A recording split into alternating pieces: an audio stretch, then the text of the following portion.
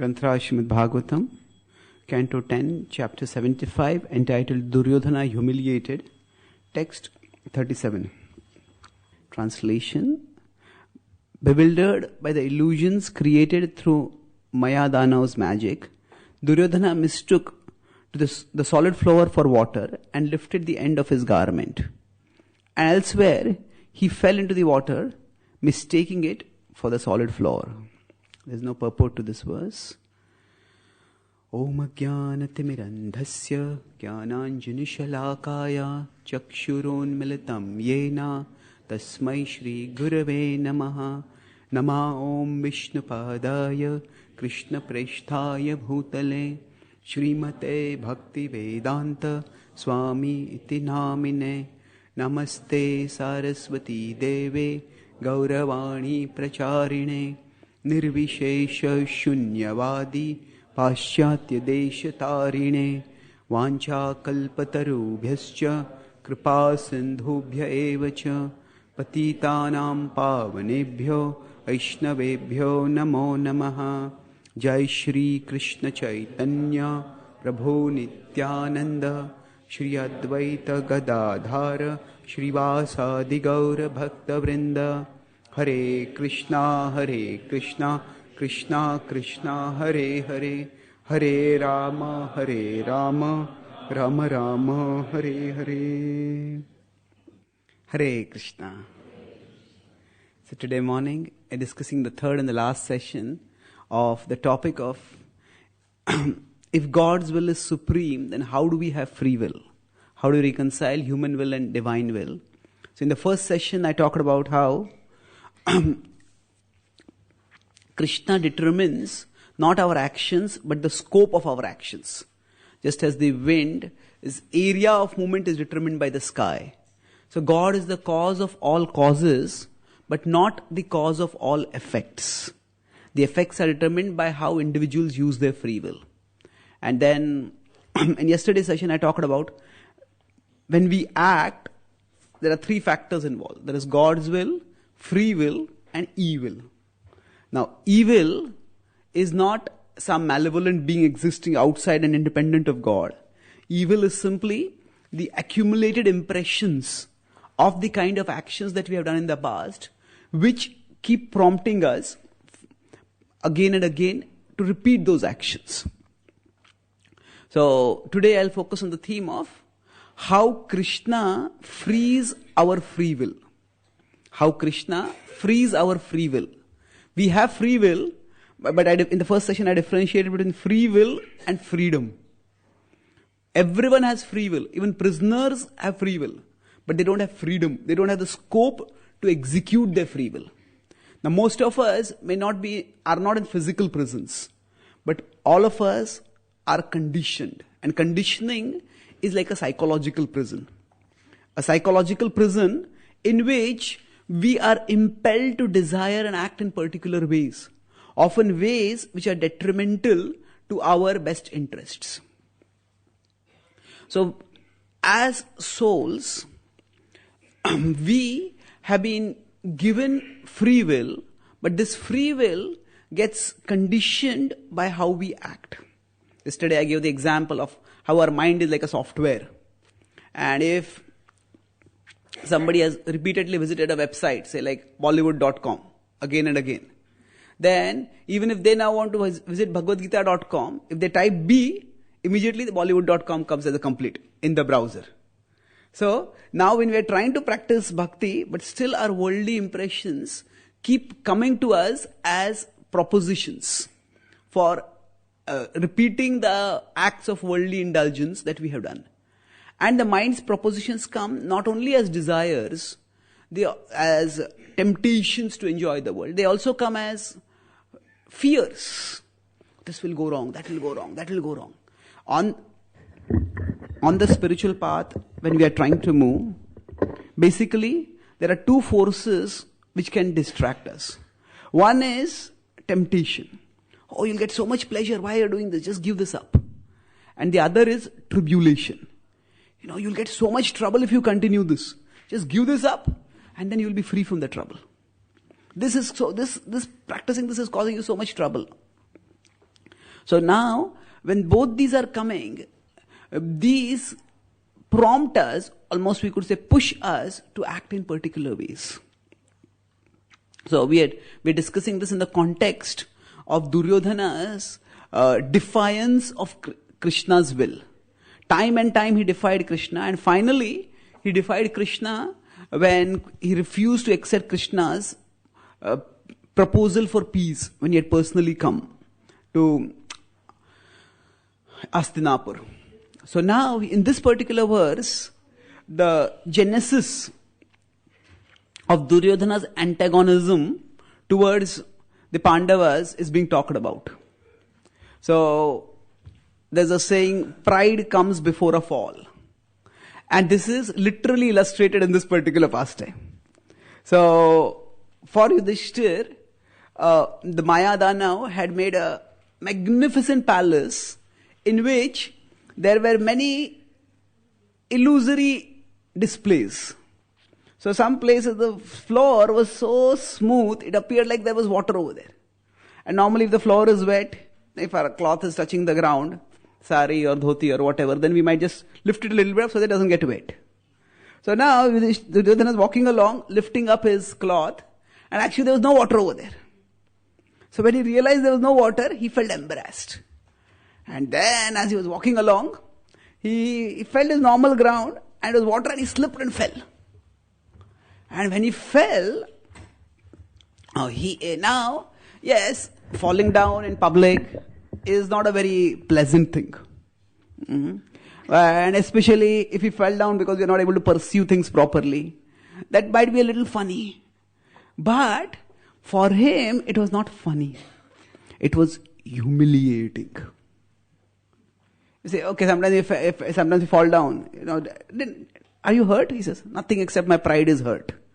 We say, when you fall down, we may say like that reply. That means, actually, it's just embarrassing to fall down in public. But often, the amount of pleasure or pain we experience in an event determines how much we are emotionally invested in it. Krishna says in the 13th chapter of the Bhagavad Gita, 21st verse, that action and reaction happen in the material world, at the material level of reality. But happiness and distress are experienced by the soul. Karya karana kartrutve hetuhu prakritiruchyate. Purushaha sukha dukkhanam bhoktrutve heturuchyate. So, action, reaction, they happen in the material realm. But how much happiness and distress we experience because of a particular action, that is dependent on how much we have the desire to enjoy over there. And how much our consciousness is invested or locked in that particular thing. Maybe a few months ago, there was the Champions Trophy here in England, and India-Pakistan played the finals. And India was expected to win, but India lost and lost very badly at that.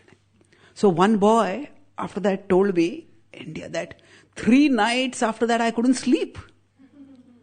He says, how could India lose like this? So I told him, probably the cricketers slept. Why couldn't you sleep? So what had happened, the consciousness was so locked in that, even when the match is long over, still it's being replayed. How could he play that shot? Why did he bowl like that? Why did this happen? It just keeps replaying. So now the match is just an event that has happened. But depending on how much consciousness is invested in that event, we experience emotion accordingly. There are players, Sri Lanka lost a series of finals several years ago. T20 World Cup and some other finals. Then when they lost the 3rd time in the final, there were almost half a dozen youth in Sri Lanka who committed suicide. And we say, okay, the team lost, why do you have to commit suicide? But they were so emotionally invested in that, and they felt, our team lost, and they were identifying so much with it that they just ended their life because of that. So, now who is invested in? It's very difficult to know. Invested in is just another way of saying attached to. So now Duryodhana, he fell down.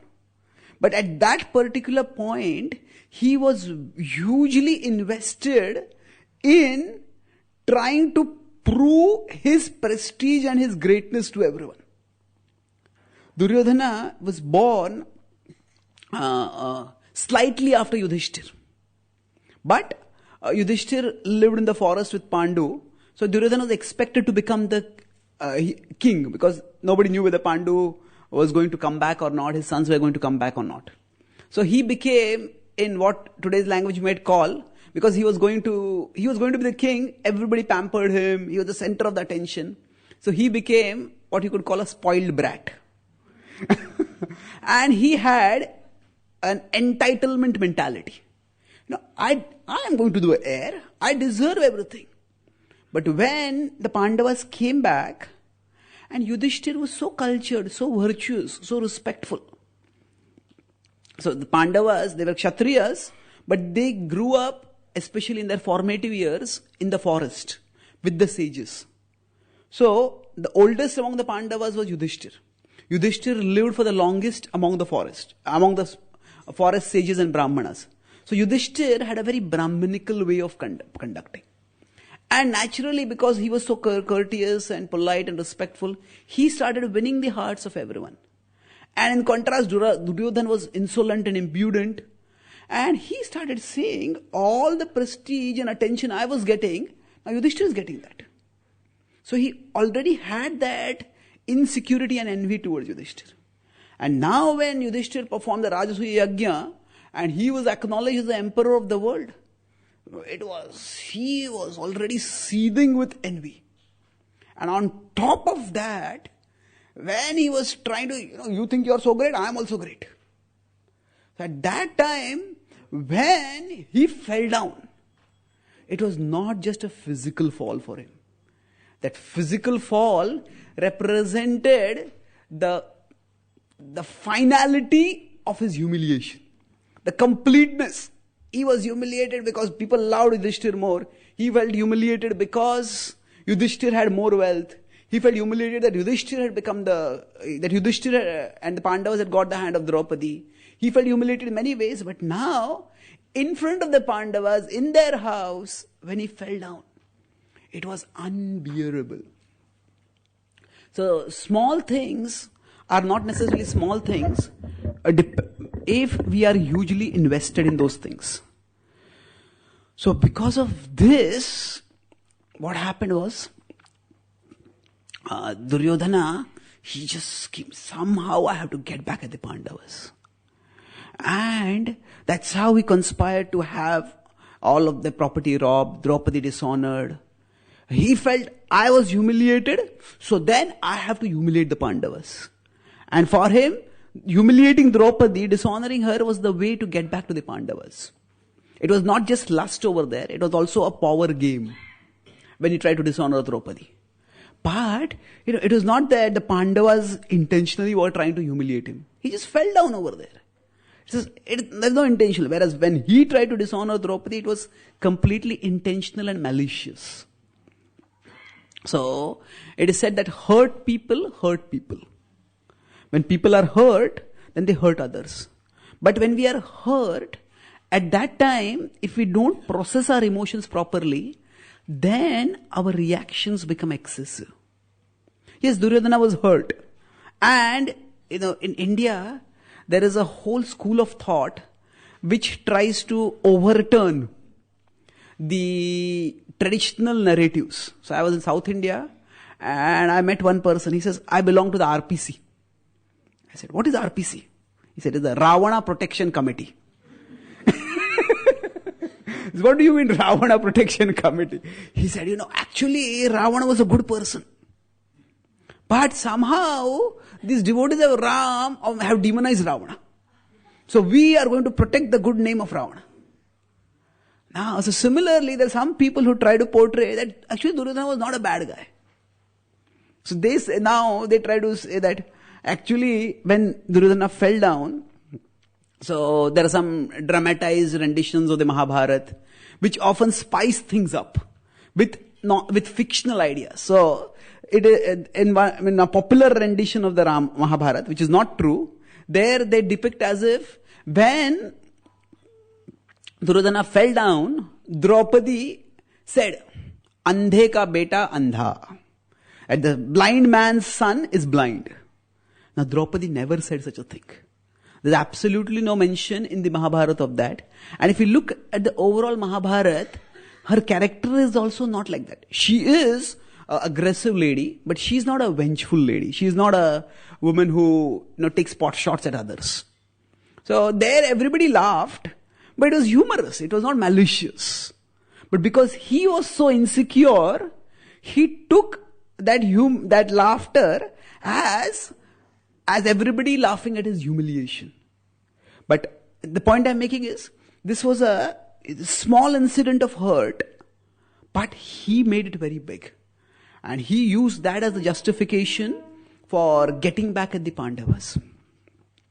So for all of us, when we feel impelled to do certain things, we all can justify those things. The human mind, or the human intelligence we could say, has been given the power by God or by material nature, whichever we want to say, to justify whatever we want to believe. If I have a desire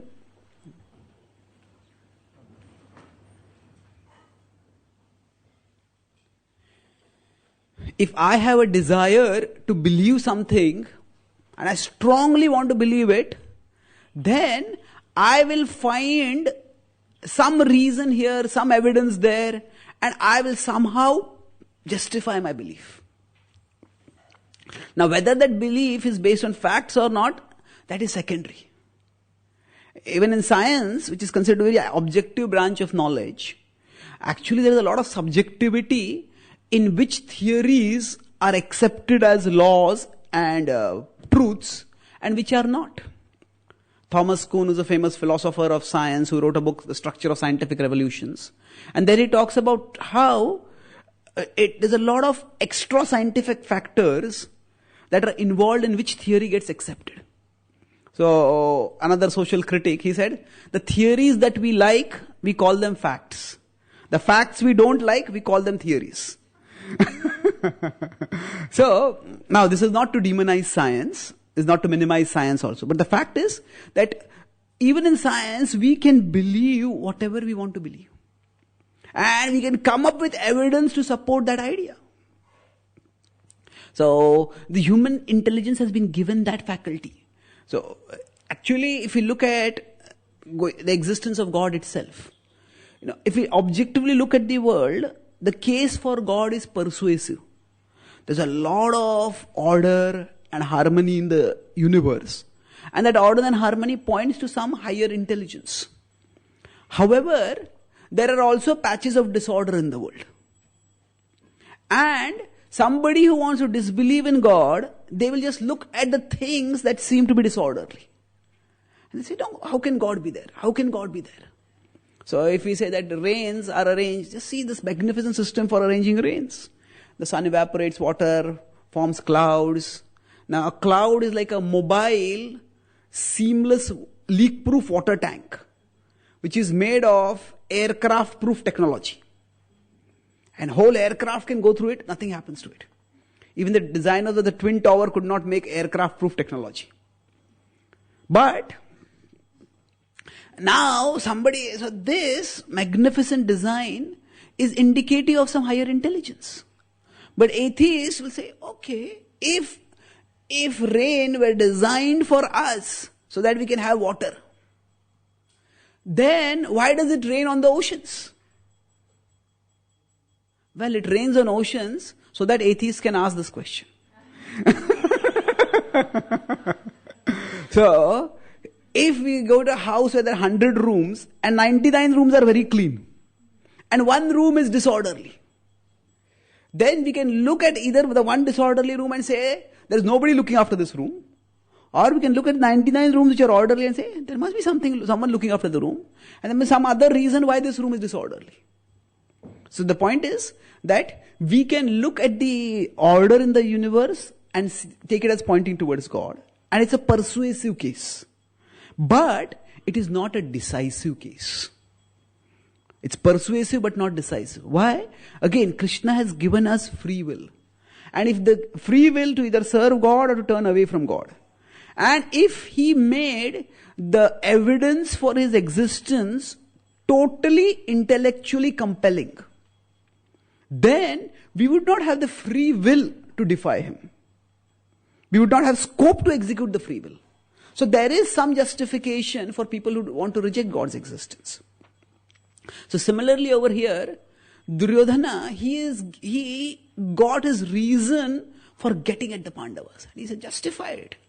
And later on, when Duryodhana is being requested by many of his elders, settle this issue. So you agree for a peace proposal. So at that time, many people tell him, first they try to tell him, even Krishna also persuades him, very rationally, intelligently, kindly. In Vedic tradition, there is Sam, Dam, Bhed and Danda. These four are used to persuade people. Sam is, see, both of us have same interest only. Let's work together. Dam is, okay, you want this, you take this, but let's avoid the conflict. Bhed is, if in the opposite party, one person is very adamant, then try to get the others on your side. So then that person says, my part is getting weakened, maybe then they will decree the resistance. Or Danda, you will be punished if you don't agree. So Krishna actually used all of these. At Duryodhana, at that time, he says, why are all of you blaming me? After great introspection, I can't find a single fault in anything that I have done. A single fault. And he was not just, it was a bluff and bluster. He actually believed that he had not done anything wrong. So you did this to me, so I did that to you. So what happens is, when we are hurt, at that time, if our emotions take over, we lose perspective. And then we get back, because we have been hurt, in a very severe and disproportionate way. So because of his insecurity, aggravated by his envy, now he felt totally humiliated. So Krishna himself came to petition, just avoid the war. But he was not ready to listen.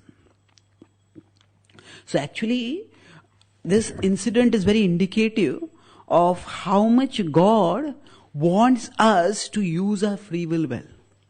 Although Duryodhana had defied Krishna's devotees repeatedly, still Krishna himself came to Duryodhana. That shows how much God is ready to extend himself to get the soul to use his free will properly, use their free will properly. So imagine that there is some person who is intoxicated, high on, I'll call them walking along, and they've got a £1 million check with them. Now, they might, because they're so intoxicated, they don't know what they're doing. They might just give that check to anyone.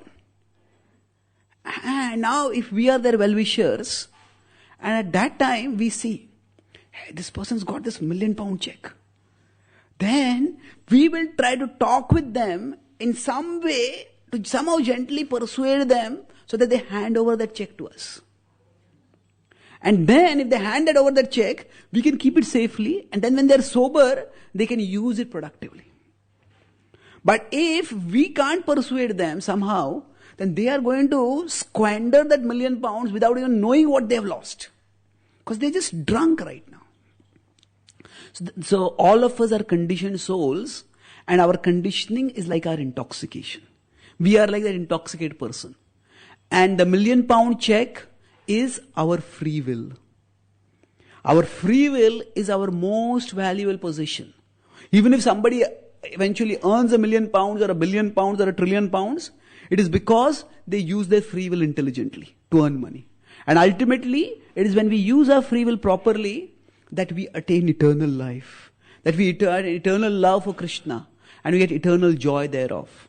And that is far, far more valuable than any treasure of the world. So all of us have this treasure of our free will. But with our intoxication, we may just waste it on anything. So people waste, for example, hours and hours on entertainment. And people say, I don't have time for spiritual life, but they spend so much time on so many trivial things. So what has happened? Whatever they feel, hey, this will give me pleasure, this is good, you start spending hours on it. So the free will is valuable, but under the intoxication of our conditioning, we can just use our free will in utterly useless ways or even self-destructive ways. So Krishna and his representatives come to us and they somehow try to persuade us to use our free will properly, to use it intelligently for growing ultimately in our spirituality, in our relationship with Krishna. So at the end of the Bhagavad Gita, Krishna tells Arjuna, Vimrishaitad sheshena yathechasi tatha kuru. And deliberate deeply and do as you desire. So Krishna also essentially told the same thing to Duryodhana. Deliberate and do as you desire. But Arjuna and Duryodhana chose opposites. Duryodhana defied Krishna. Arjuna acceded to Krishna. In 18.73, Krishna tells Arjuna, do as you desire. In 18.73, 10 verses later, Arjuna says, I will do as you desire. Karishye vachanam tava. So he voluntarily harmonized his will with Krishna's will. So to the extent we feel inspired to harmonize our will with Krishna's will, to that extent we will have auspiciousness in our life. Now, how do we go about because surrendering to Krishna, doing Krishna's will or making Krishna's will our will? So for that, basically, there are 3 steps. First is intelligence or intellectual conviction. Jiva Goswami says in the Sandarbhas that for the pure devotees, for the Siddha Bhaktas, it is their preeti that keeps them in Krishna. It is their love for Krishna because of which they stay in Krishna consciousness. But for the sadhakas, the preeti is not there much. We sometimes feel attraction towards Krishna, sometimes we may not feel attraction. What keeps the sadhaka in spiritual life is buddhi, is intelligence. Evam buddhe param buddhva samsthabhyatmanam atmana. Krishna says, in this way, with your intelligence, understanding yourself to be transcendental, practice spiritual life. This is 3.43 in the Gita. So it is our buddhi that is vitally important. If our buddhi is not well nourished, then we will be tempted or distracted by the world. So that's why the whole philosophy of the Bhagavad Gita, the discussions in the Srimad Bhagavatam, they are all meant to nourish our buddhi. Now, the buddhi alone cannot act. Although intelligence is important, it is the first step. It is not the complete solution. And the second step is actually application in association. We want to, whatever we learn, this is what I am meant to do. If the intellectual conviction itself is not there, we will be tempted by the world, or will be allured by threatened by the world, and will give up the practice of bhakti. So our free will tend to be used, go off in an unwanted direction. Just like Bollywood.com pops up on the inner screen. The mind is like an inner browser. It will keep popping up. Come on, do this, do that. So at least we have to have intellectual conviction. Why I should do this and why I should not do that. So, dadami buddhi yogam tam yena mam upayantite. Krishna gives us the intelligence by which we can come to him. So, intelligence is not simply intelligence that helps us to move towards Krishna is not simply intellectual. That intelligence is also devotional. The intelligence that inspires, I'm convinced now, this is what I'm meant to do. That intelligence is a gift of Krishna. So then, with that intelligence, we at least know this is what I should do, this is what I should not do. The second step is application. Application in association. Why? This application means, okay, I know I should do this, I don't feel like doing it, but still I will do it. So sometimes, actually Duryodhana himself says this, that Janami dharmam nachame pravrittim, Janami adharmam nachame nivrittim. He says, I know what is right, but I don't feel like doing it. I know what is wrong, but I don't feel like giving it up. So, at one level, we have our knowledge, but at another level, we have our likes and dislikes.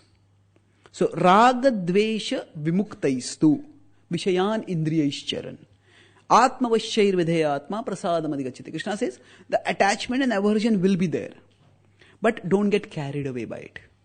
So, so the application means that once we understand, okay, this is where I'm meant to go, this is what I'm meant to do, then irrespective of how we feel, we continue. Now, how do we do that?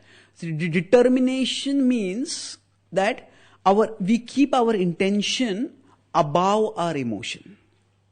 Determination means that we keep our intention above our emotion. So, sometimes our emotion will support what we are doing. Sometimes we feel like, yes, we wake up and we're chanting and we get such taste in chanting. We feel chanting should never end. I just want to keep chanting, keep chanting, keep chanting. More often when we start chanting, and we feel chanting never ends. It's just going on. Sometimes we take the beads out of the bead bag. Has somebody changed the beads?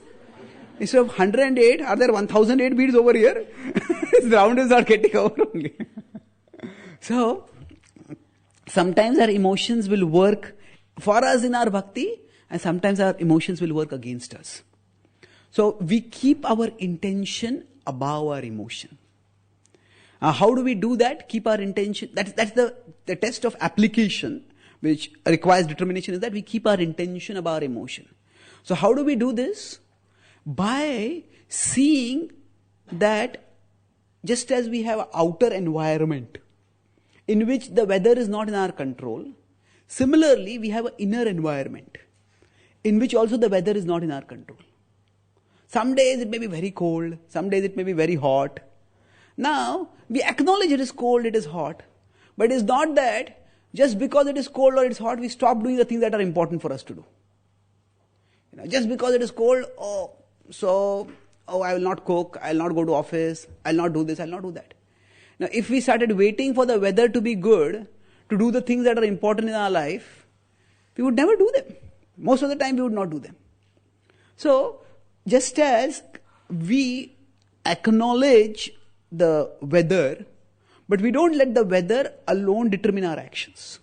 Similarly, we acknowledge our emotional weather, but we don't let it alone determine our actions. Krishna equates the environmental with the emotional in 2.14. When he says, Matra sparshastu kaunteya, sheet oshna sukha dukkadaha, agamapaino nityas tam sitiksha subhartasya. So, sheet ushna is environmental, sukha dukkha is emotional. Krishna says both of them are similar. Tolerate them. Now, how do we tolerate them? By knowing that they are temporary. They are temporary. When it is extremely cold, when it is extremely hot, when it is stormy, what do we do at that time? If there is a storm, okay, we might slow down, we might have temporarily stop. But we know the storm is temporary. We don't have to just give up what we are doing because of the storm. We acknowledge the storm is there, we adjust our actions accordingly, but we keep our purpose going. So sometimes we might just feel terribly low down, depressed, demoralized, disheartened. Nowadays, it is a tendency to pathologize all mental problems. So now depression can sometimes be a clinical condition, but quite often depression is just a response to life's distresses. And so there was a social scientist who studied how people respond to depression. And he compared 4 ways of dealing with depression. One was, we take antidepressant medicines. The second was, people were given placebos, the sugar pills where they're told that they're medicine. And they found almost the same percentage of people who got cured of depression by taking antidepressants, almost same, but just 0.1% difference was if people just took placebos. So actually it was not the antidepressant which was curing, just the people's feeling, I'm taking a medicine, now I'll feel better. That made them feel better. And then they found even psychotherapy. Psychotherapy means no medication, just talking with people. You go to psychotherapist and talk with them. That also helped people to improve almost the same degree. And most significantly, it was time. That almost 80% of the people who recovered through other three methods, a similar percentage of people recovered from depression simply by time. Because bad things happen, we feel hurt, and life goes on. We say time is the great healer. Things get better. So basically, tam stitiksha swabharata. Yes, there are bad, I feel low. I acknowledge it, but that doesn't mean I stop living the life that I want to live. I perceive it. Sometimes if there's a lot of fog, we may have to move slowly. But we keep moving in the right direction. So this application means that we keep our determination, keep our intention above our emotion. And here association is vitally important. Because in our association, we get inspired. In whatever association we have, the essence of association is not just physical proximity. The essence of association is the transfer of desires. Is when we associate somebody who loves to chant holy names. They are enthusiastic in kirtan. Just by seeing their enthusiasm, we get the enthusiasm. So our desires are not just linear. They are also triangular. Triangular means that if I am here and I see some object and I desire it, that's a linear desire. So we may say new smartphone. I think I want to buy it. That's a linear desire. But there are so many new models of smartphones which keep coming in. So then these smartphone companies, they may get a celebrity to endorse the smartphone. I use this smartphone. Say a sports star, a movie star, they endorse it. And they say, oh, you take it. I also want to take it. So what has happened? The smartphone is here, we are here. The third person is here. So our desire is not just linear, it is triangular. When we see somebody else doing something, then we desire to do it. A few years ago, when the first time I had gone to Australia, the devotees there offered me baklava. Now, I had not heard of what is a baklava. It's Arabian sweet. I didn't know this. Would you like to have baklava? I said, maybe later. And then there was a devotee with me also who was taking prasad. He got the baklava and he was eating it. He was eating with such taste. Much relish. I said, okay, give me one also. So, just hearing about baklava or seeing baklava didn't create the desire. But then seeing somebody taking it, okay, give me also. So similarly for us, how many of us, we just got a Bhagavad Gita and we fell in love with it. And a few of us might be there, there's very special souls. But most people take Bhagavad Gita as it is and keep it as it is. It is only when they associate with devotees. It is only when we associate with devotees, we hear some class on the Bhagavad Gita. Hey, there is so much in the Gita, I didn't know. And especially if you associate some devotees who love to recite the Gita, love to speak on the Gita, have fresh realizations from the Gita, then I want to read it also. So basically, the association is what stimulates our desires. And especially in spiritual life, this is true because in material life, the sense objects appear attractive. So the desire might get stimulated. But in spiritual life, the sense objects are attractive, but they may not appear all that attractive. The Bhagavad Gita, yes, it's an attractive book, but we may not fall exactly in love with it or looking at the book. But by associating with those who are devoted to the Gita, we become devoted to the Gita. So first step is conviction. Now these are not, let's say, linear steps. Because even in association we can get conviction. But we're talking about, there's conviction, then there's application. And then when there is consistent application, there will be purification. And purification means that the unwanted impulses, unwanted propositions that keep coming in the mind, they just stop coming. So, like if Bollywood.com was popping up on our screen, even if we type B, we want to go to Bhagavad Gita, Bollywood keeps coming on. But if we keep choosing Bhagavad Gita, then afterwards, Bollywood stops coming. Or sometimes like my computer might just go into the settings, look at what are the preferences and just delete Bollywood.com. Now there is no delete button for the mind. We can delete things from our computer browser, but the impressions stay in the mind. However, what Krishna does is, when we practice bhakti, he gives us such powerful spiritual impressions that the worldly impressions just go so far into the background that they are as if forgotten. And when purification happens, then there is no lower proposition coming up from the mind. And that's the time when bhakti becomes joyful. Now when we become pure, when our mind becomes pure, then our spiritual life becomes secure. Till that point, there is insecurity. Because the temptations are coming, they will drag us away. But once we become pure, there are no longer the temptations coming. Then we just secure and steadily we march towards Krishna. And we all have experienced some amount of purification. Some of us might have been eating meat earlier. But now, if we are traveling a train or a plane and we see somebody eating meat, how many of us have to resist the temptation to eat meat? Prasadam is very practically the higher taste. So, although that proposition might have been coming to the mind earlier, now it doesn't come. So that means bhakti does work. So right now it may appear as if there is a lot of struggle, but that struggle is not lifelong, or not, that struggle is not eternal. As we keep practicing bhakti, the struggle will keep decreasing. And I talked about these 3 steps: conviction, application and purification. These are from our side, we are trying to do it. But from his side, Krishna is also trying to help us. So I'll conclude with 2 points about how Krishna helps us. First is that Krishna, he unconditionally is always with us. Even if we make mistakes, even if we do something wrong, even if we fall down, Krishna never abandons us. Krishna is always there with us, eager to help us. Now, Krishna is not a judgmental God who is waiting to catch us when we do wrong. Hey, you did that wrong, I'll punish you. No. Krishna is there to catch us when we fall. When we fall, he's there to catch us and lift us up and again come back to him. So, in the Vishnu Sahasranam, there are 2 names of Krishna which are given, of Vishnu that are given, that seem to be contradictory. Gurur, Guru Tamod, Animisho, Nimisha, Swagri, Vachas, Patirudaharadhi, Animisha and Nimisha. So, Animisha means one who never blinks his eyes. Nimisha means one who blinks his eyes.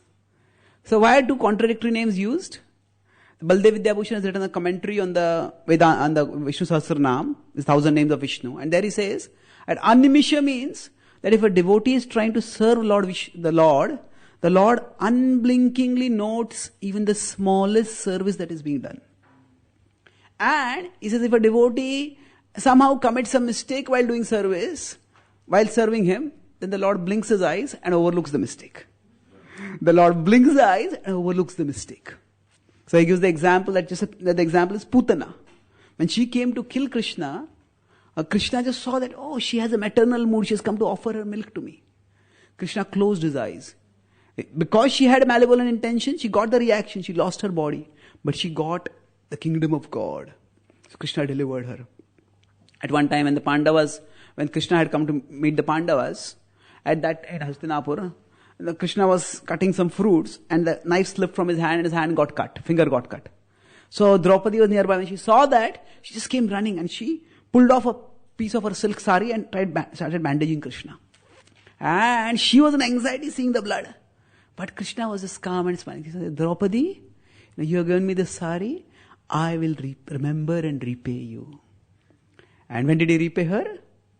During the dishonoring, when he offered her unlimited garments. So, Krishna's love for us is unconditional. That unconditional love does not mean that whatever we do, he loves us. That's one thing. And whatever we do, he loves that. They're 2 different things. Whatever we do, Krishna still loves us. But it's not that whatever we do, Krishna loves that. There are right things. When we say Krishna's love is unconditional, that does not mean that whatever we do, he will love that. There are right things and there are wrong things. There are things which help us spiritually grow, and there are things which cause us spiritually to regress. So Krishna doesn't want us to do the things that cause us to spiritually go down. But even if we do that, he still loves us. So the second example is of Google Maps.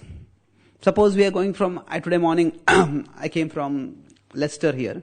So we use Google Map. So suppose Google tells us turn left. And suppose we turn right at that time. Then what does Google do? Immediately Google reroutes. And it tells us, okay, now you take this path. If again we take a wrong turn, again Google will reroute, again will tell us right path. So no matter how many wrong turns, Google will keep rerouting and tell us the way from there. So Krishna is like that ultimate Google. So no matter how many wrong turns we take, Krishna will reroute and will give us the path. Okay, from here you turn back and move on. From here you turn back and move on. So we may have committed many mistakes in the past, and we may even commit mistakes in future, because we are finite beings, we are fallible beings. But we don't need to beat ourselves up with the mistakes, for the mistakes. Just start off. Okay, whatever mistake has happened, now let me do course correction and move on. The mistakes are not trivial. The mistakes will have the consequence. If I take a wrong turn, it will take me that much longer to reach the destination. Every wrong turn means it will take longer to reach the destination. So in that sense, the mistakes have consequences. But we are never, if we have good Google Maps, then we are never lost. We may not be exactly getting to the destination on time, but there's always a way to the destination. Similarly, no matter how much our conditioning is, no matter how many past things we have done wrong, we are never lost to Krishna. We are never lost to Krishna. He always has a plan for us from wherever we are to come to Him. So just as physically, if you have taken a wrong turn, then we just start beating ourselves up. Why did I take the wrong turn? Why did I take the wrong turn? Why did I take the wrong turn? Some friend with us will say, okay, you took the wrong turn, doesn't matter. Now at least take the right turn and go back.